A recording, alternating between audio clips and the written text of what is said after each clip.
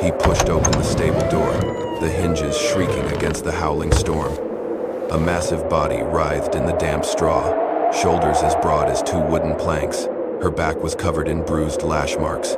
When she looked up, the golden eyes of an Apache warrior instantly made Elias tighten his grip on the lantern. She was at least 7 feet tall, over 2 meters and 10 centimeters, strong and rippling with muscles despite her exhaustion. "Stay back." Her voice was hoarse, broken by shallow breaths and the biting cold. Elias did not move back, but he did not reach for his gun either. He saw the snapped bindings, the torn wounds at her wrists, and the quiet blaze of desperation burning in her eyes. "You are on my land," Elias said slowly. "I do not want trouble. Are you hungry?" She tilted her head, eyes wary like a hunted animal. No answer. Elias placed a bowl of food on the wooden floor, then stepped back. "If you want it, eat." After a long while, the Apache woman crawled forward, trembling as she picked at the food with her hands. As Elias turned away, she spoke so faintly, it was almost a whisper. You will not hand me over to them?" Elias replied with just one sentence, short and solid as bedrock. "I do not sell people." The snowstorm did not stop. Night after night, the wind slammed against the cabin walls as if trying to tear apart the fragile shelter of 2 human beings. After bandaging the wounds of the Apache woman, Elias decided to let her stay in the cabin, not because he trusted her, but because he knew one more night out in the stable, and she would freeze to death. Nanea, that was the name she spoke when Elias asked, lay near the door, where the draft was coldest, her hand always gripping the small knife he had given her during first aid. Elias did not object. Anyone who had survived to adulthood in the West had learned to trust instinct before trusting people. By the 3rd morning, the snow was so deep it had buried the water trough outside. The cabin had turned into a wooden box trapped in a sea of white. Elias was tending the fire when Nanea suddenly asked, "Why? Are you not afraid of me?" Elias simply shrugged. "You are big, strong, but the cold is scarier than you." That made Nanea glance at him, puzzled. She had never met anyone who spoke to an Apache warrior with such ease.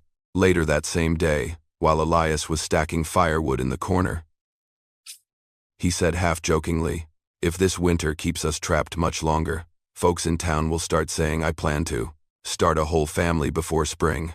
Nanea turned to look at him, the corner of her mouth lifting into a cold, proud smile, the kind only an Apache woman who had never bowed to anyone could give. She said, every word like the edge of a blade, "I would sleep with you and have children with an ordinary man." Elias laughed, not the least bit offended. "Hearing it out loud from you, I have to admit, it does sound reckless." Nanea scoffed, but when she turned away, her eyes glinted with something else, not disdain, but something closer to surprise at the calmness of the man before her. That night, the snow fell even heavier. The wind howled around the cabin, making long, beast-like roars. Elias added more firewood to the stove and laid a thick blanket over Nanea. "Do not move too much, or the wounds will tear," he said. Nanea looked at him through the flickering firelight for the first time, not with the eyes of someone ready to strike down anyone who came too close. She asked softly, her voice a little gentler, "Why are you doing this?" Elias answered simply, without a pause, "Do not let anyone die in my house. That is all." Outside, the storm still raged across the snowy mountains, but inside the cramped little cabin, the distance between the two began to shrink, even if neither one would admit it. Ever since Nanea had stayed in the cabin, every night was the same. She slept restlessly, her breathing sometimes heavy, sometimes broken, occasionally jolting awake as if ready to strike down some invisible threat. Elias noticed, but he never asked. He did not want to rip open a wound she was still trying to cover with silence. One evening, when the storm had eased a little, Elias sat by the fire, sharpening a blade. The flames cast shadows across his sun-worn face. After many minutes of silence, it was Nanea who finally spoke. "I was not born to hide in a little house like this," she said, eyes gazing into the distance. "I am a warrior of the Atsa bloodline. Since childhood, I was trained to ride, to hunt, to fight, and never bow to anyone." Elias set the blade down. "But right now, you are running For the first time, she did not respond with anger. Nanea sighed a deep breath that seemed to carry the weight of an entire mountain range. They ambushed me when I was alone, tied me up, sold me through 3 towns. Those filthy men, their eyes. I would rather die out in the snow than fall back into their hands. Elias said nothing. Nanea gently touched one of the lash marks on her shoulder. I fought back. Killed 1, wounded 2. But there were too many. They beat me until the knife handle snapped in my hand. Elias walked to the wooden cabinet, pulled out a bottle of herbal medicine, and placed it in her hand. She looked surprised. You are not going to ask anything else? Elias answered, his voice low and steady like the oak tree at the front door. What happened does not make you weaker. It only tells me how strong you really are. Nanea paused. Her face, usually as cold as stone, softened for a moment, just a flicker, but enough for Elias to glimpse the part of her she always kept hidden. Later, as Elias returned to the fireplace, Nanea spoke again, her voice quiet, almost a whisper into the flames. No one has ever treated me like you do. No one has ever let me stay in their home without wanting something in return. Elias did not turn around. He simply said, you are breathing. You need a place to sleep. That is reason enough for me. Nanea looked at him for a long time, a look no longer laced with suspicion, but with something else, something she did not want to name. Outside, the snowy night began to calm, but inside Nanea's heart, a different kind of storm had begun to change its course. That afternoon, the sky suddenly darkened, even though the sun had not yet begun to set. Elias was chopping wood behind the cabin when the sound of horse hooves broke across the snow, fast, impatient, and full of bad intentions. He squinted toward the thin white road. 2 men on horseback were heading straight for the cabin, like they already knew exactly where they were going. Elias recognized them immediately. Hardened faces. The kind that hunted down native people to sell like livestock. One of them gave a cold smirk, his voice thick with the stench of cheap beer. Good evening, Hawkins. Heard you're harboring some mighty large cargo. Elias stood tall, not flinching. You boys should turn around and go back where you came from. The other one glanced around, tapping his boot against the cabin door. That Apache girl belongs to us. Think you can hide her? We've got good noses for this kind of thing. Elias crossed his arms, his voice flat and cold as forged steel. She does not belong to anyone. The bearded one let out a bark of laughter. Out here in the West, Hawkins, it's simple, whoever catches, owns. And since you're holding, that means you owe us. Elias stared at them, unblinking. He shifted his coat to the side, revealing the revolver holstered at his hip. His voice dropped lower, every word slicing the air like an axe splitting wood. If you come back, you better bring papers signed by a judge and a priest. He paused half a beat, then delivered the final line like a punch to the gut. And even then, I might still send you off with a bullet. The 2 men hesitated. In their eyes, Elias's confidence was no bluff. It was fact. The calm of a man who had buried more than a few bad men in this valley. They exchanged a look, then pulled their reins, and backed away. The last one tossed a warning over his shoulder. You have not seen the end of this, Hawkins. As the hoofbeats faded into the distance, the cabin door creaked open. Nanea stood there, half her body casting a shadow across the wooden floor, her deep black eyes still trembling from the fear she had fought to suppress. She whispered, her voice soft but heavy with the weight of a lifetime decision. If you did that for me, then I will stay. Elias looked at her, saying nothing, but the slow nod he gave said more than any words ever could. In a place colder than the snowy mountains, another fire had just begun to burn. Thank you so much for being here. If this story brought back memories of red dust afternoons, of horse hooves echoing in your chest, go ahead and subscribe to my channel. So every day, we can sit together once more, and I will tell you another story from the West. That night, the snowstorm returned fiercer than any night before. The wind howled so violently that the entire cabin shuddered with each gust, and the snow outside the window thickened into a pale, blurry sheet. Elias bolted the door tight, then dragged a wooden chair against it in case the wind tried to rip it open. The fireplace burned bright, but the cold still crept in through every crack in the walls. Nanea sat against the wall, her large frame trembling slightly, wounds still not fully healed. Elias tossed more wood into the fire, then wrapped her in the thickest blanket they had. Try to stay warm. A storm like this might last until morning, he said.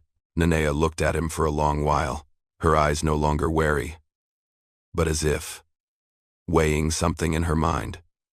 This spot, she touched the blanket, is still cold. Elias sat down on the chair near the fire, rubbing his hands together for heat. Just make it through tonight. The weather should ease by tomorrow. Nanea kept looking at him. Her face, usually as rigid as a mountain cliff, had softened, showing signs of weariness, and something else. A trace of hesitation she tried to hide. She shifted slightly, pulling the blanket open wider. Her voice was low and rough, but every word struck the frozen air with clarity. There's room here. 2 people lying close will stay warmer.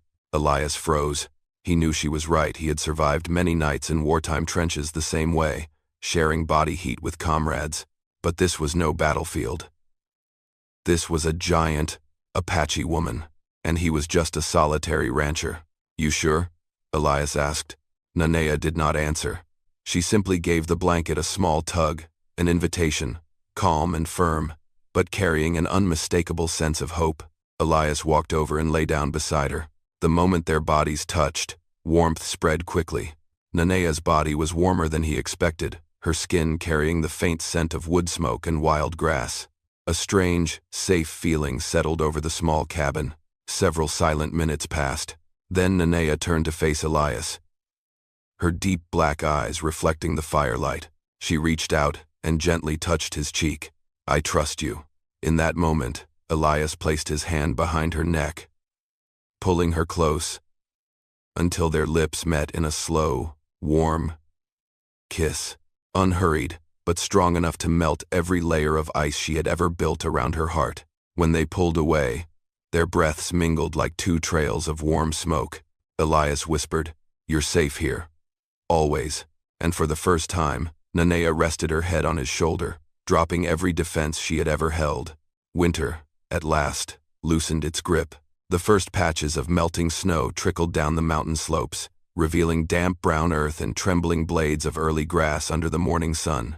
Elias's cabin, buried in white for so many weeks, now seemed to re-emerge into the living world. Elias opened the door earlier than usual, welcoming the first warmth of spring. But this morning, before he could step outside, he saw Nanea standing on the porch, her broad shoulders nearly filling the doorway. She was looking down at her hands, then slowly placed one large palm over her belly, a simple gesture, but enough to stop Elias in his tracks. Are you all right? He asked, his voice instinctively softening. Nanea turned to him, her eyes no longer fierce like in those early days, but deeper, calmer. She reached for Elias's hand and placed it over her stomach. His hand was burning. Her belly carried a strange, radiant warmth. There is a child, Nanea said slowly. As if each word was a vow, Elias stood still for a few seconds. Everything he had thought, everything he had not dared to think, came rushing at once. But in the end, the only thing that escaped his lips was a smile. A rare smile for that weathered face. Well then, Elias said, gently squeezing her hand. We'll need more room, and I'll build a cradle, a strong one. Nanea looked at him for a long time, so long Elias thought she might take her words back. But then she placed her hand over his chest, right where his heart pounded hard beneath. I used to look down on you, she confessed. Thought you were weak, small, not worthy of my warrior blood. Elias exhaled lightly. Yeah, I figured. But Nanea shook her head. Now I understand. True strength is in not running away, in not fearing me, in never asking for anything. Elias let out a rough, quiet laugh. That's because I love you. For the first time, Nanea's face truly softened. No longer a warrior. No longer a wounded giant. Just a woman standing at the beginning of her own spring. She spoke quietly, like confessing something greater than any battle. And I choose you.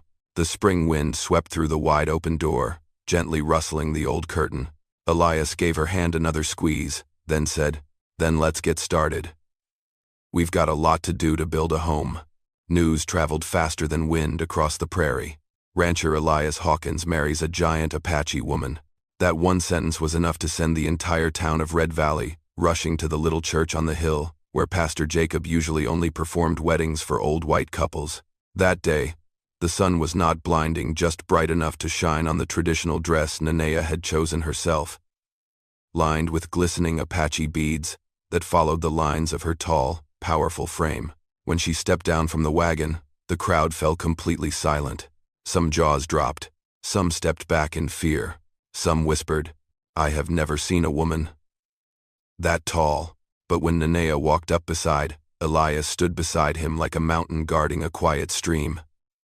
No one felt fear anymore. What they saw instead was something strange, and yet deeply beautiful. The peace between two souls fate had thrown together like some cruel winter joke. Pastor Jacob's hands trembled as he opened the Bible. His eyes rose to meet Nanea's, nearly tall enough to brush the chapel ceiling, then dropped to Elias, the man holding a hand almost twice the size of his own. "My son," he said softly. "Are you certain?" Elias did not hesitate. He squeezed Nanea's hand, never taking his eyes off her. "She saved me from loneliness. I am just doing my part now, choosing to love her for the rest of my life." The room erupted, not in laughter or mockery, but in surprise. No one had expected a man as blunt as Elias to speak something so pure. Then, it was Nanea's turn. She stepped forward, her shadow falling across the wooden steps. Her voice rang out deep and steady, filled with the authority of a warrior. "I choose this man, not because he is stronger than me, but because his heart never backed down." She placed her hand over her belly. "And my child will choose him too, as I have. Andon, go and go in 2-3. Andon, go and go in 2-3. Andon, go in 2-3. Andon, go in dollars. I will just. Andon, go in dollars. Andon, go in dollars. Andon, go in dollars." No one breathed. Every sound in the chapel was swallowed by the weight of that moment. Pastor Jacob cleared his throat and said, "I, in the name of the Lord, now pronounce you husband and wife." Cheers, applause, horses neighing outside, all of it crashed together in a warm, chaotic celebration the likes of which Red Valley rarely saw. Elias leaned down. Nanea leaned down farther, and they kissed beneath the old chapel roof that had never known a love story quite like this one. That spring, Hunter Creek Valley felt different, not because the trees were budding or the streams were thawing, but because Elias Hawkins's little cabin now echoed with laughter, carried the warmth of something never known there before. A family. Elias stood in the yard, hammering one wooden plank after another for the new room. The rhythm of the hammer rang out steady and honest, just like the man himself. Not far from him, Nanea was gathering dried grass, her hands occasionally drifting unconsciously to her belly where a small life was quietly growing each day. She had grown used to people stopping to stare whenever she walked through Red Valley. An Apache woman over 7 feet tall, about 2 meters and 13 centimeters, with muscles carved like mountain stone. But her eyes were gentler than anyone expected. She never needed to explain herself. Her choice had already been made clear as footprints pressed into soft earth. "You should go rest for a bit." "Wind's picking up," Elias said, setting down the wood.